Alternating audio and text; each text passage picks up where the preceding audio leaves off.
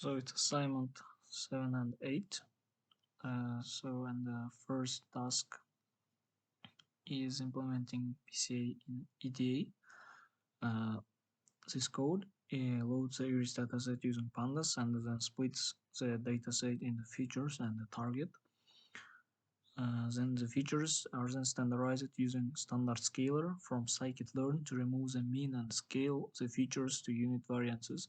Next, PCA is performed on the standardized features using PCA from scikit-learn, and the first two principal components are extracted. Finally, the first two principal components are plotted and colored according to the target values to visualize the structure of the data. And the next task is about split and plot iris as a dataset. The code splits iris dataset into a training set and the test set and then plots the resulting data. The function starts by importing the necessary libraries including pandas, matplotlib, seaborn, and the train test split. Then we use load dataset from the seaborn library, and the train test split function is used to split the iris dataset into a training set and a test set with the size of the test set specified by the test size parameter. The random state parameter is set to 42 to ensure that the same random split is made each time the function is run. Then we got this training set and the test set.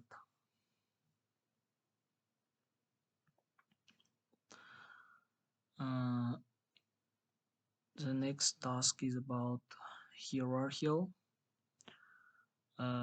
So first of all, we load dataset into pandas data frames and we standardize the features of the dataset using the standard scalar class from scikit-learn.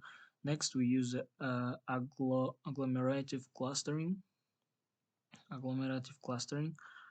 to fit a hierarchical clustering model to the standardized features. Finally, we use linkage and the dendrogram functions from the SciPy cluster hierarchy model to plot a dendrogram, which is visualization of the hierarchical clustering results. And this is plotting results. And the next task is elbow method. So first of all, we load the iris data. The elbow method is a common technique used to determine the optimal number of clusters in a k-means clustering algorithm. The idea behind the elbow method is to find the value of k that gives us the greatest improvement in within cluster sum of squares while reducing the number of clusters. Here is a sample code to perform the k-means clustering with the elbows method on the iris dataset. In this code, we use within cluster sum of squares VCSS is calculated for different values of k from 1 to 10. The elbow method graph is plotted to visualize the VCCS values and determine the optional number of the clusters. Finally, k-means clustering is performed with the optimal number of clusters and the resulting clusters are plotted. This elbow method and these clusters of iris flowers. And the next task is correlation without using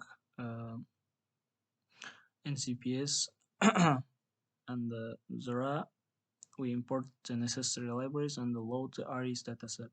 Then it applies PCA to the data, retaining only the first two principal components, X, Y, and finally we plot the two components and colors the points according to the target labels in the iris dataset. So that's the result, the first principal component. So that's the end of the assignments. Thank you for attention.